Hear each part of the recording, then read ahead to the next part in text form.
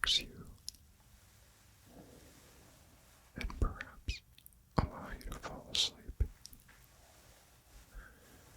And goal two, to relax me.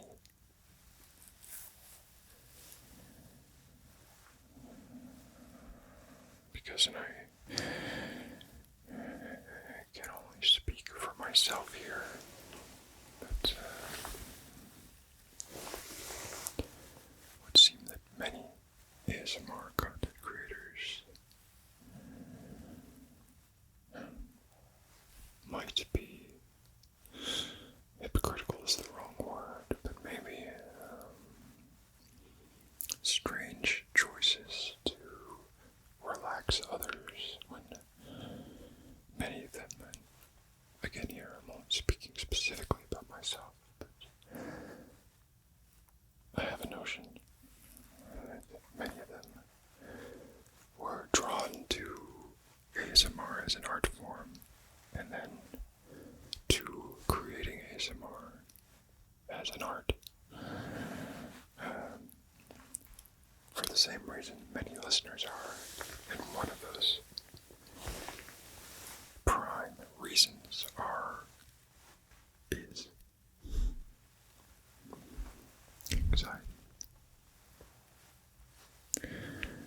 We all suffer from anxiety in one form or another, and who wouldn't in this world, in these times? For those of you watching this video in the far future, I mean 2022, 2022, that sounds like a distant year to me still. But I suppose one of the things you have to come to grips with as you get older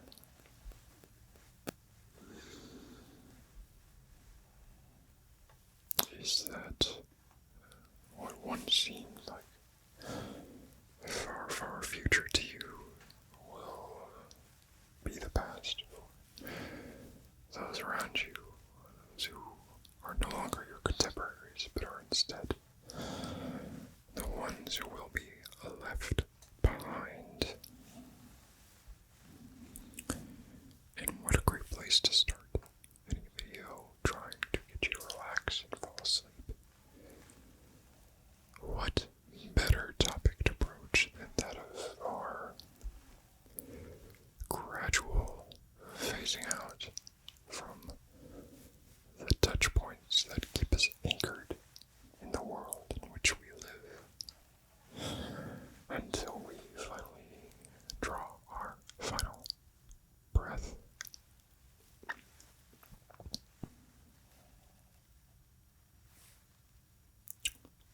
The room is echoey, our prospects dim,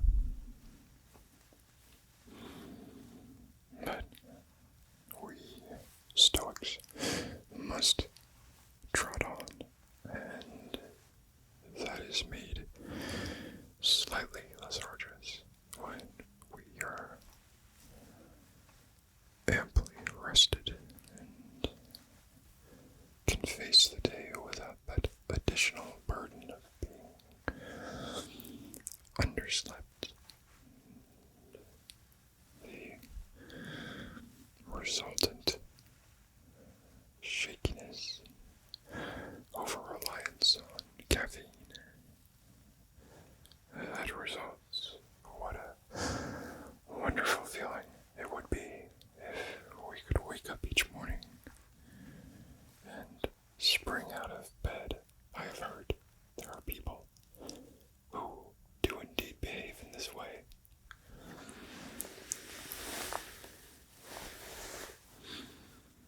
I wonder what is wrong with them. It's sort of like if a cancerous tumor were stimulating a part of your brain, and its side effects did not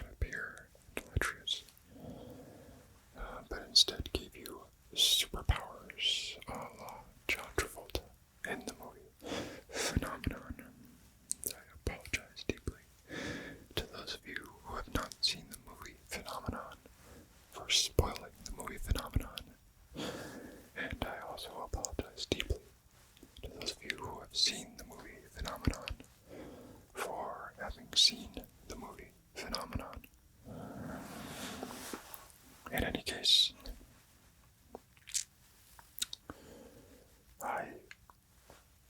and I'm biased of course here, but I'm wont to believe that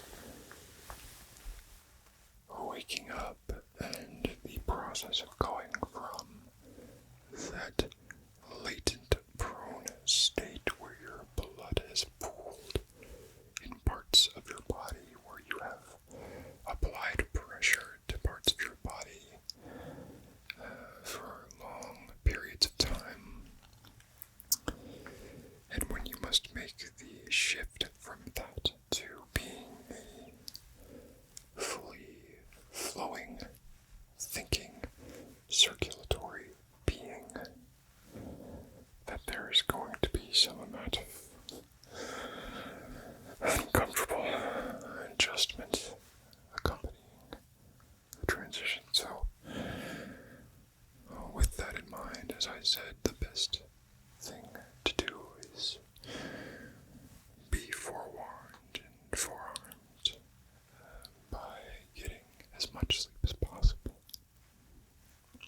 Perhaps not as much sleep as possible, for as Edgar Allan Poe once did not say, but was misattributed as saying at the beginning of A Nightmare on Elm Street Part 2, sleep, those little slices of death, how I loathe them.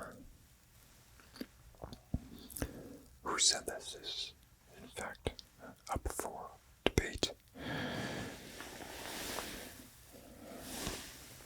Often idioms just sort of enter the public consciousness and are tweaked and woodshedded by the masses as they go through their existence until they arrive at a final form that really cannot be attributed to any one individual. So perhaps sleeping as much as possible was not the right thing to say. Sleeping the appropriate amount of time, thought currently by experts to be between 7 and 8 hours of sleep a night. That's the target we should be aiming for. And in doing so, we are at least, hopefully, as prepared as we can be for the transition into facing the possible horrors and fears that will present themselves to us that day.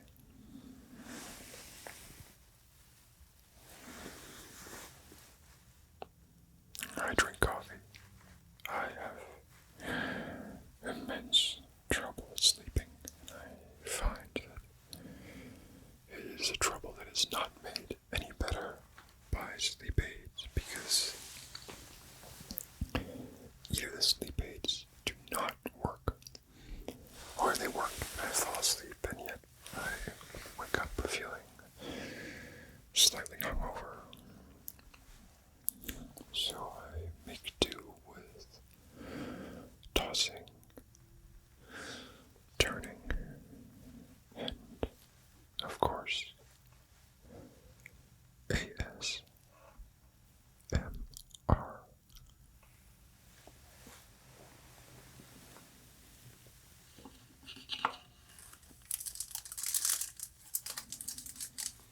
I have here on the table beside me some objects I will play with in the hopes that they will help induce ASMR in you. The first one is one of my favorites. It is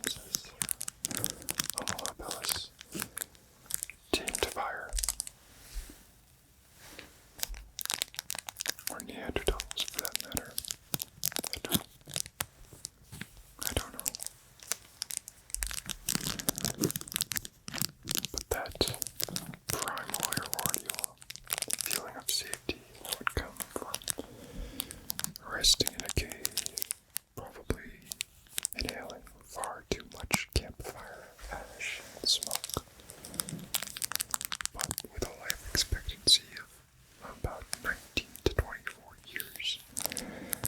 It probably didn't matter that much back then. We used to live to reproduce. Now reproduction is more of no way station. Something we do and attempt to create a destination beyond that.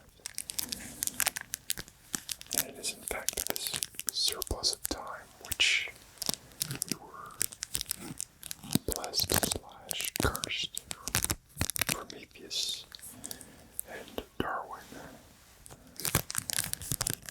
That gave us, well, at least Darwin bestowed us with both the surplus of ability to create and therefore thrive and adapt outside of the boundaries of natural selection.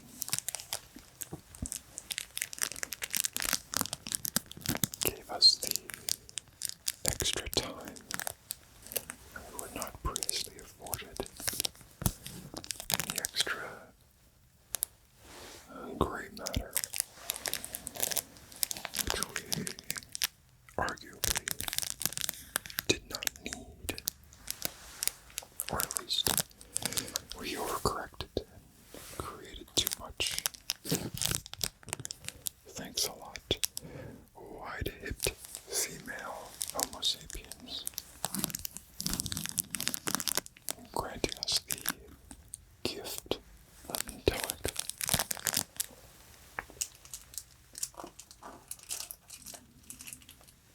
And these dual forces, intelligence and time, idle hands, idle minds, arguably birthed many of the horrors that have plagued our species ever since.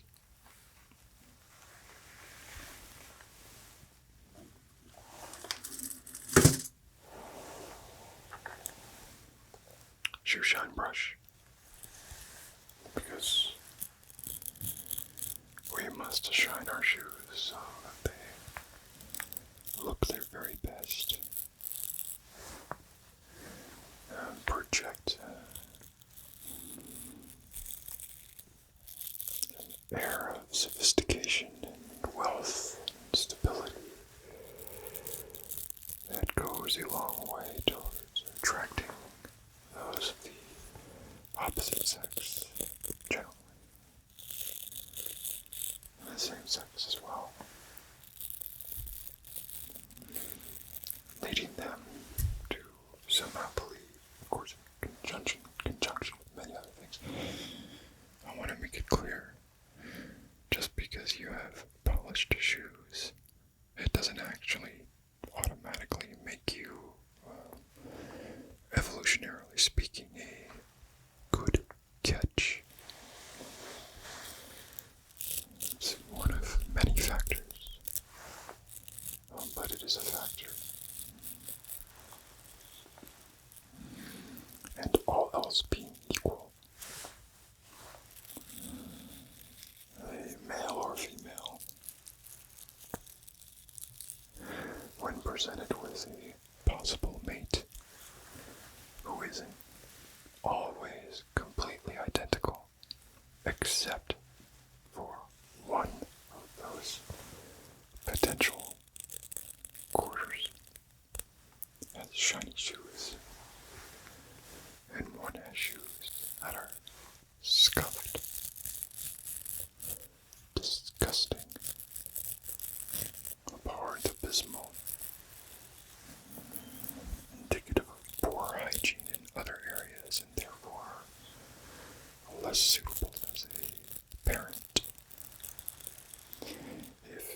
everything else were equal, in theory, and likely in practice in the past, this had happened. It came down to who had the shinier shoes. So, don't be so quick to write off this brush or this primping ritual. Personally, I just like to have shiny shoes because I like to see them. It makes me feel more in control of my life. Arguably much in the same way that it might provide reassurance to a potential partner.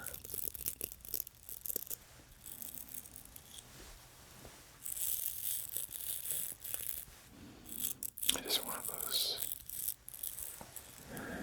elements of convergence where that which we do for ourselves helps us both internally and broadcasts our worth as an individual to others. Shiny shoes. The glass slipper. I like a nice pair of brown brogues. And also Crocs.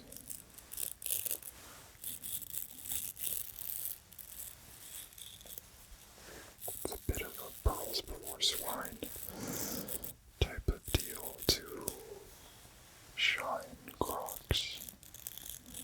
You're pretty much just gonna ruin the brush.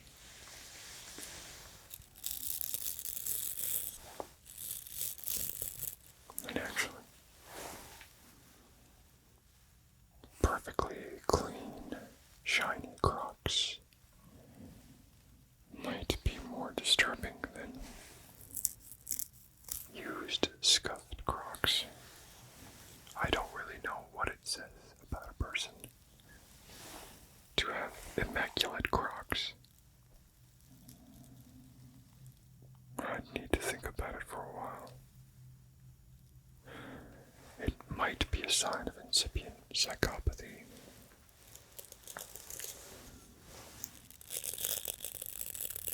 I'm not saying that it is.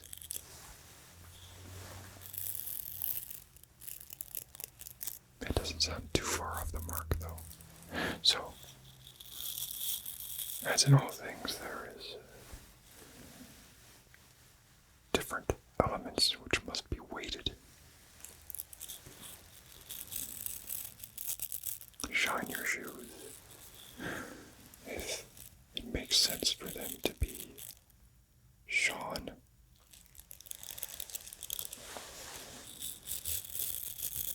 If it makes more sense for your shoes to appear muddy, well-worn, indicative of vigor and pursuit of outdoor activities, which themselves are indicative of as above, so below health.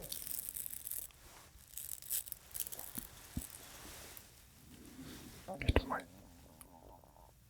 What was that? No. No additional clarification from the stomach. I thought it might have had an opinion. Sometimes it just spouts its mouth off.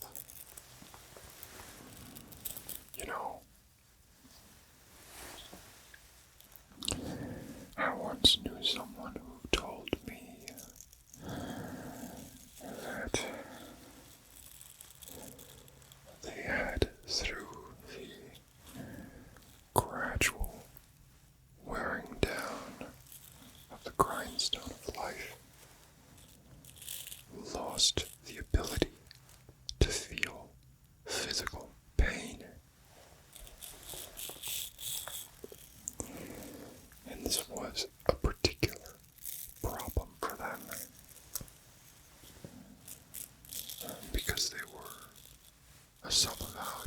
masochist.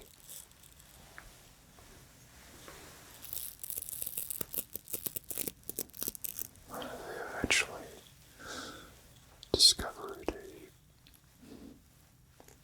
an ad hoc solution for their predicament. They could no longer feel the pain themselves, but they still got some of the excitement they used to get from feeling pain themselves by inflicting pain on others. Now, this person then told me that it caused an issue with their classification as a masochist.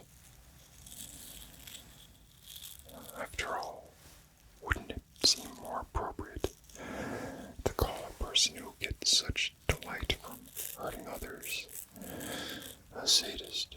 However, because they had lost the ability to feel pain, they were only doing it so that they could vicariously receive some of the thrill they used to get through self-flagellation. And perhaps I did not delve too deeply, but it is possible that that was meant literally. But regardless if the self-flagellation is metaphorical or literal, this person told me no, I am not a sadist. I am a vicariously living masochist. And I wondered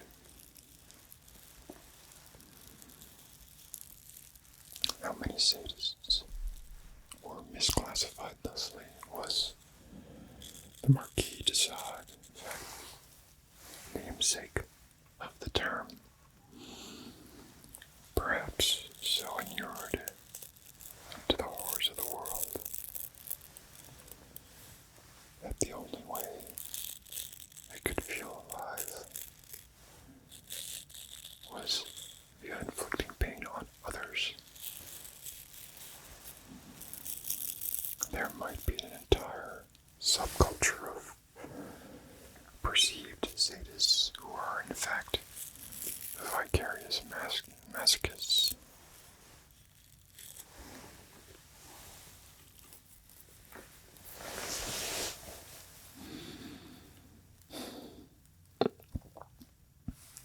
Is it worth a study? Probably not. These are both considered deviant behaviors, although, excuse me, I'm not the one who classified them as deviant behaviors, and I'm not saying that I agree with that classification. I'm merely stating a fact.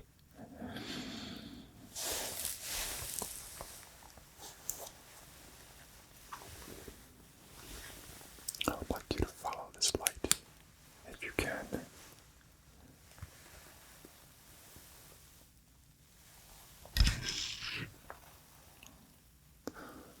You need to be careful.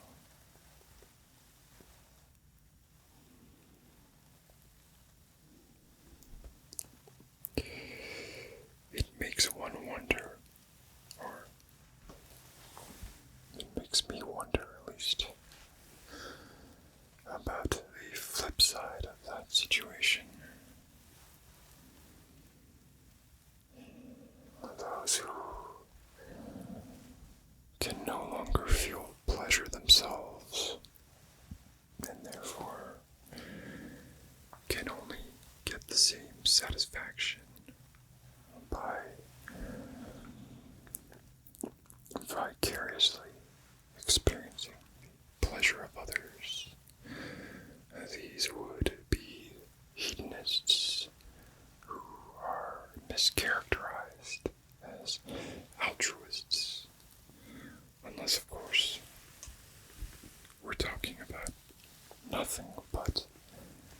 results-based outcomes. But I think, and I hope you agree with me, that context and motivation matters. As was said in the book and movie, I'm thinking of ending things. You cannot fake a thought. You can fake an action. Let's take this all the way to the edge of the field and flare it. And flare it. Keep your eye on it. Flare it. Something else. And now the other side. Flare it. Flare it. And flare it. Yes, so now I have done the ubiquitous cranial nerve exam.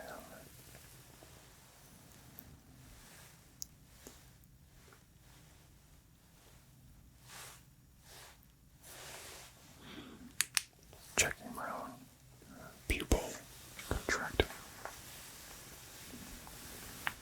Seems fine, although I'm sure I have suffered strokes in my life. A stroke is merely a lack of blood to a particular area. Many silent strokes probably affect us all throughout our lives, and we do not know it. If a particular area does not get blood and that area is of no import, why would we have any knowledge of it? It's only once that clotting starts to affect larger blood vessels that we might see strokes that result in tangible and more unfortunate effects. I'm, of course, not including John Travolta from the movie Phenomenon in this.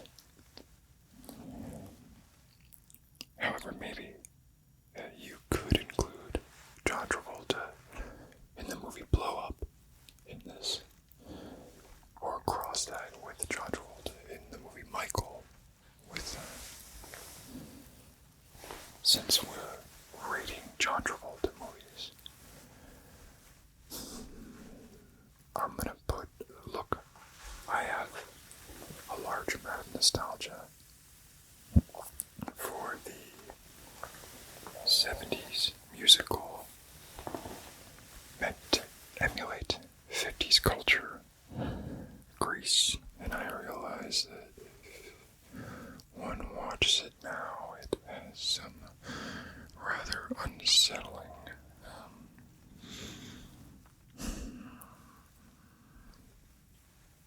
there's a lot about that movie that is wrong when it comes to displaying consent, when it comes to how women are generally treated. I think there's some amount of leeway, but within the context of this video, I probably have not said this, but certainly since before, given that it is supposed to be representative of 1950s culture, it would arguably be revisionist to portray it for less, somehow more nefarious and more innocent than it was. These are very strange times we live in, my friend. I hope that you're almost asleep. By the way, that was the point of this. It was not for me to ramble and keep bumping into the microphones and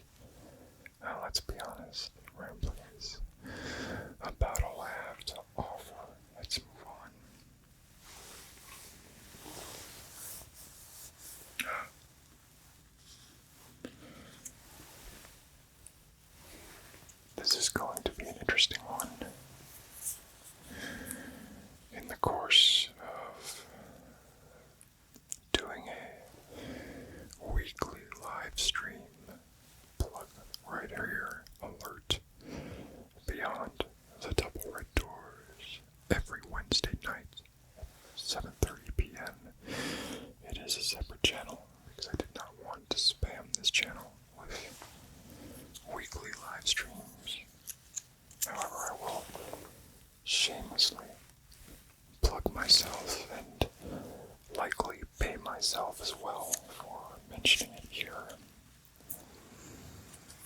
One of the things that have come out of that live stream is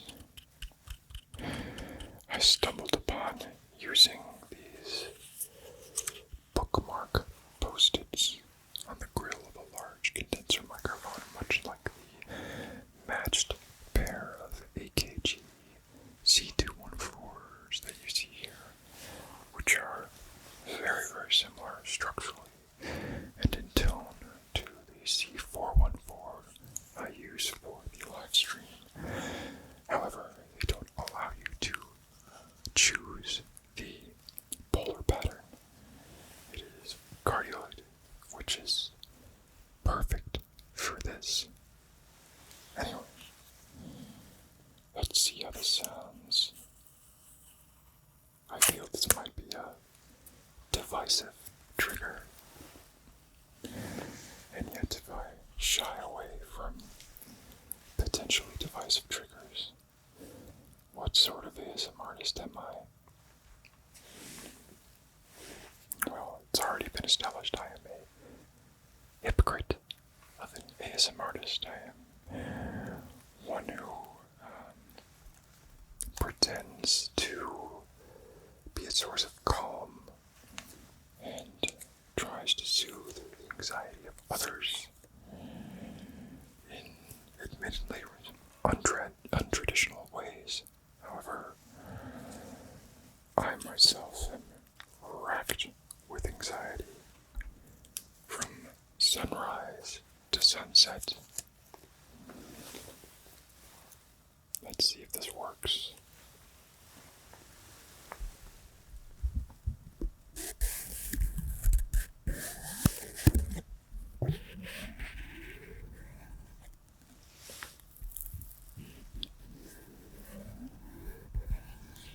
Oh, I do like that.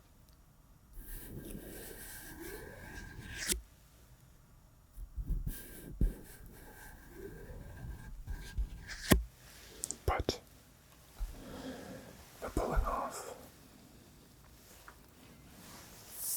I'll have to be exceptionally gentle here.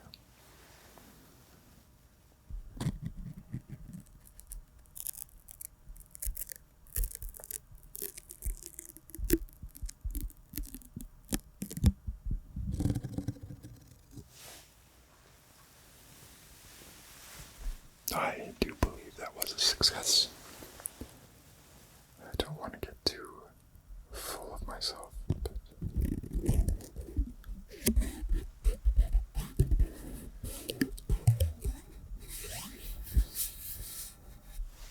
what a wonderful sound, in my humble opinion.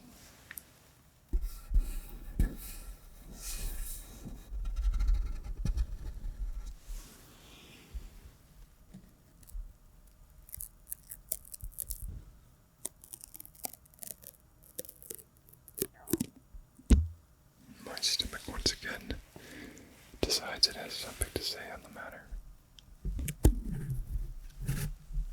Damn and blast, I say, to you, stomach. Keep your opinions to yourself when the tally light is on.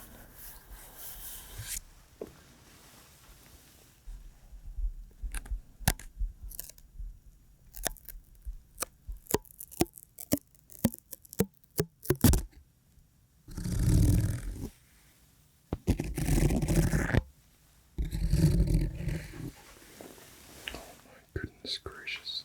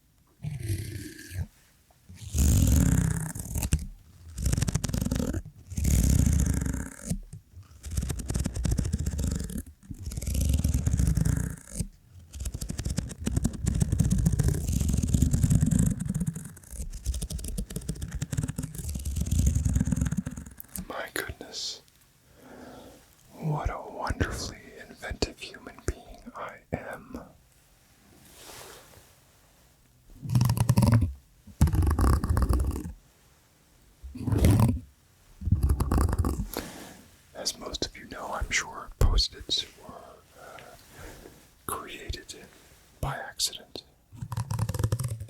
at the ethical and morally unimpeachable 3M. They were trying to create a strong adhesive and instead created a very weak one. At which point they thought, well, or someone had the eureka moment of, is there anything I can use this weak adhesive for? And voila, Post-its. And now, and voila, Post-it adhesive on bookmarks attached to fingers, brushed against the grills of large diaphragm condenser microphones. Technology. We are lucky to be living in the future. In fact, so very, very close to the distant future of 2022.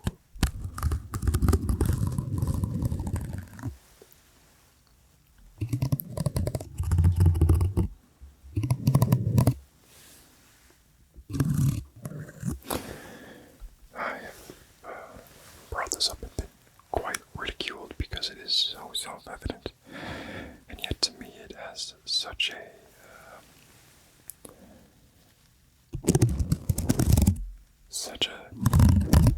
bizarre temporal component. The fact that we are very nearly a quarter of the way through the 21st century already.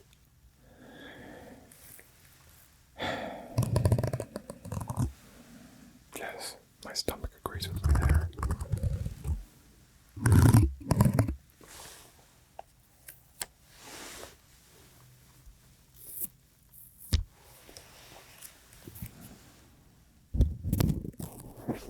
Best not think too much about it as you fall asleep.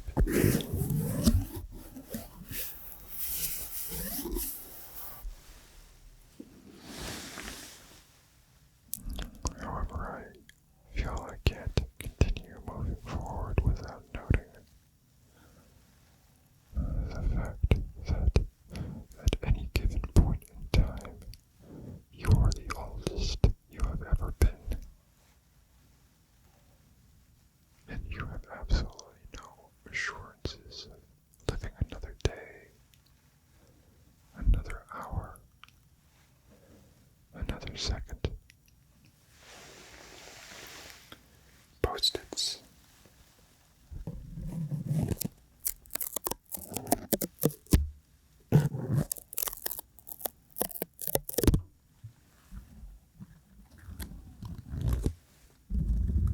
Now, the argument could be made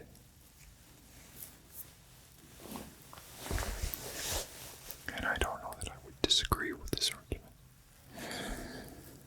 that yes, larger brains led to higher intelligence, opposable thumbs led to higher dexterity and greater ability to adapt via tool making and loosening the restrictions of natural selection. And yet, and these things then created things like ennui and a seemingly lack of knowledge of direction or purpose in life, because our purpose ceased to be simply reproduction.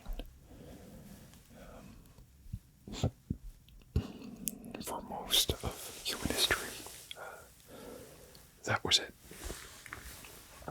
Reproduce.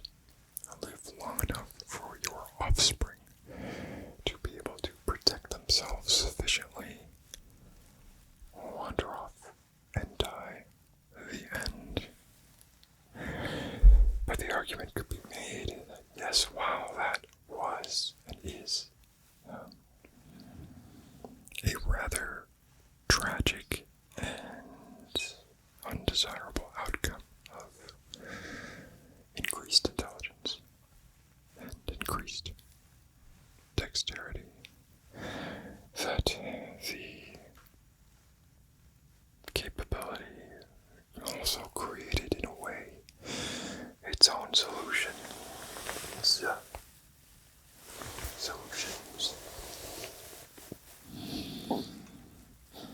We have the ability through that increased intelligence to create these distractions for ourselves. And the same thing that keeps us up at night could be the same thing that brings us great joy through discovery and feelings of accomplishment beyond making a baby. So,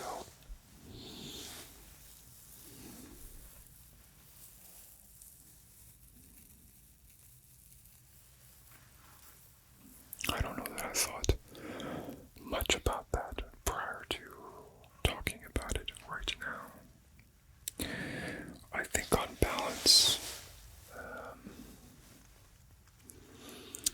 a thing that creates a problem and then partially mitigates it is not absolved from the creation of the problem, and is probably on balance still not a good thing. And once again here I am arguing for statism and negative utilitarianism and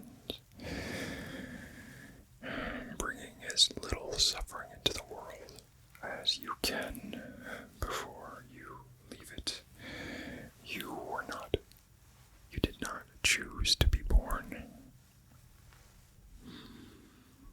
There is no way that you could have had consciousness or an idea of a self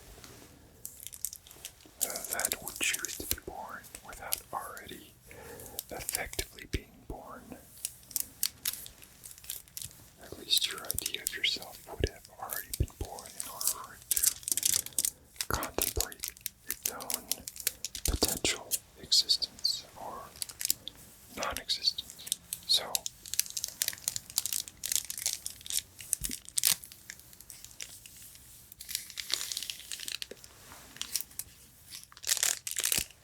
this is why pessimists don't get a seat at the dinner table. Problems without solutions. Let's think about something else.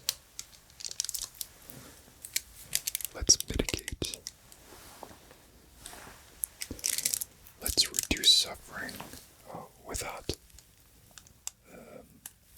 looking as far back as the root cause of that suffering. Instead, let's just assume there's nothing we can do about the proliferation of human life.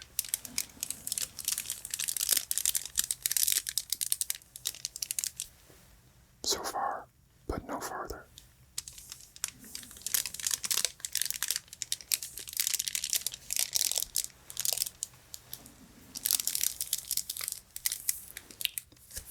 This is aluminum foil. I believe I've done this before, and there's some nice reverberations that occur within the tube, as well as a bit of additional sound isolation, which can lead to an enhanced stereo effect. But it could also be just a little bit creepy.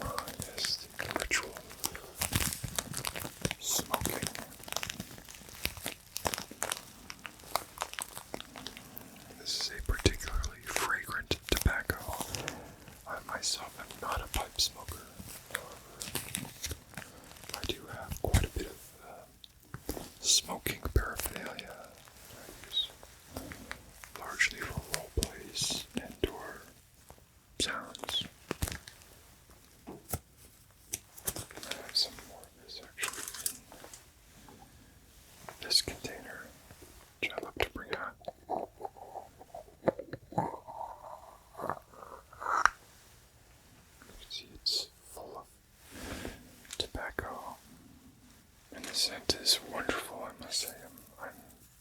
It is now fully dried out. There's no more moisture in here. And therefore the sound is not what it was. It's not a bad sound, but it's better, I believe, when the tobacco still has moisture in it.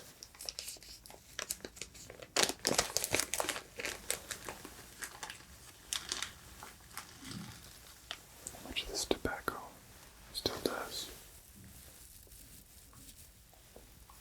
although it is losing it.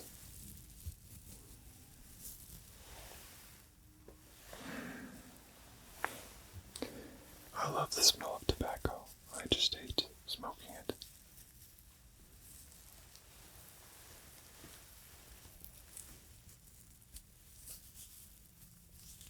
Perhaps I will absorb a bit of the nicotine cutaneously.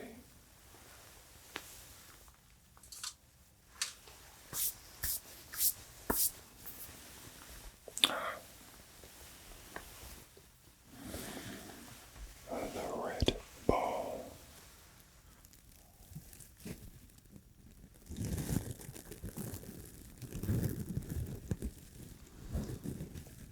I can be quite forceful with this one.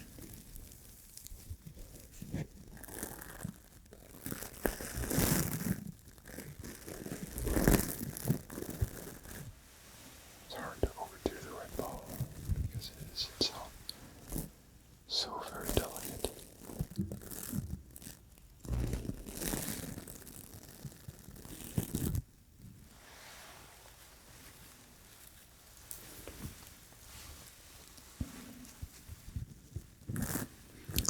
Put a couple of goggly eyes on it, and you've got a cute little Muppet type character.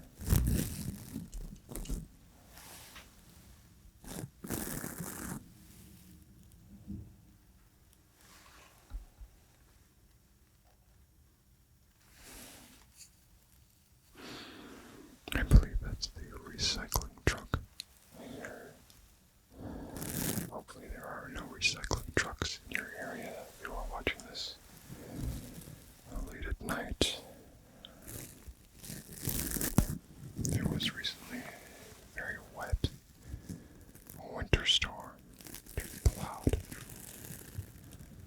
northern Virginia, D.C., Baltimore, New York.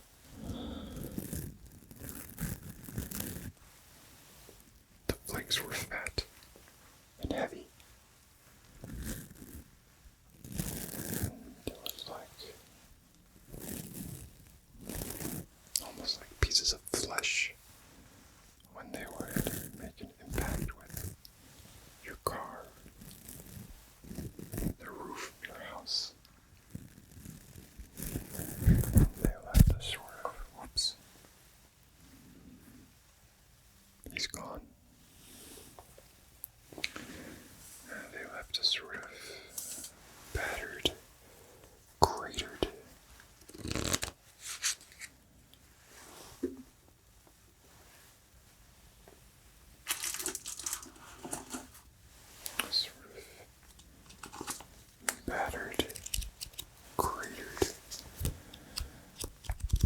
snowscape behind them, where instead of a nice, fluffy, even layer of snow, it looked like the lunar surface of it, but whiter. Of course, everybody is put at ease by the sound of this other creation we have devised to almost literally keep score of life. How much money is in your bank account? What is the number value we can assign to your worth? Did you beat your parents' high score? Did you beat your classmates' high score? Dear offspring,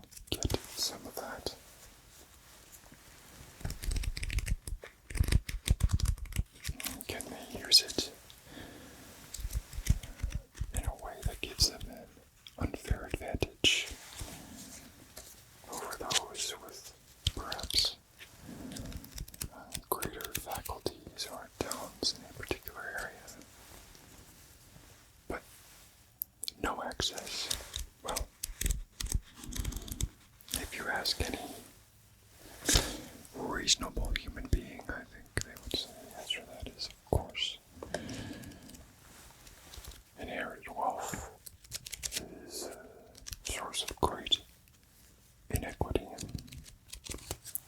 Equity is a source of inequity. Let's put it that way.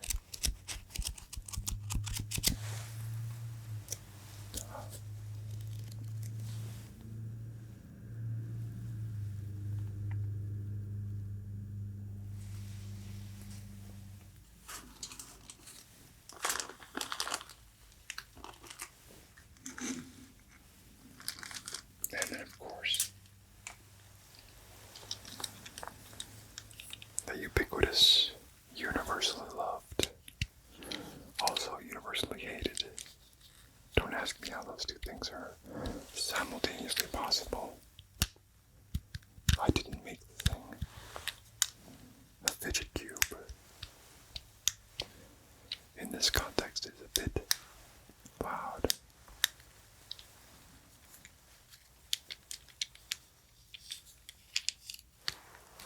Although its switch, you can kind of control,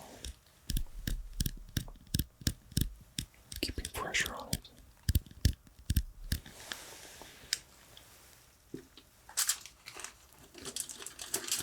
How about a bit of race car track?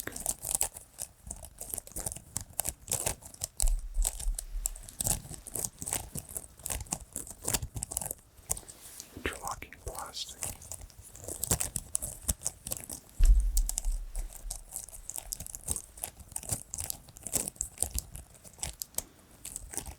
I think that's quite a pleasant sound.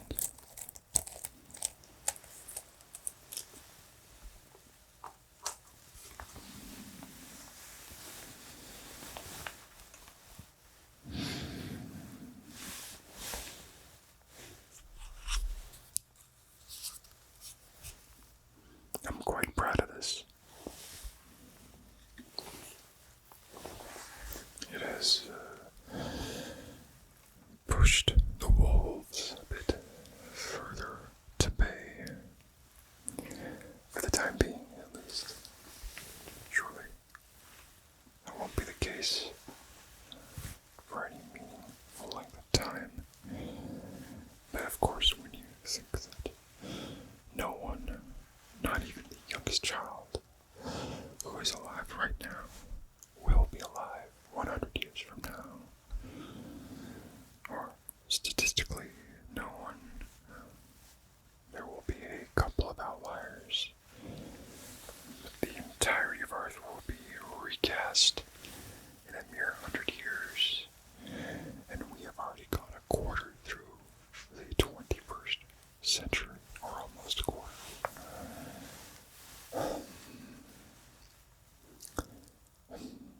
It is sobering to think about the length of time you are given to strut and fret. And so we labor not to think about it, to march one foot in front of the other, with our eyes firmly on the ground, so we do not see the pit that will eventually engulf us, hopefully with a minimum,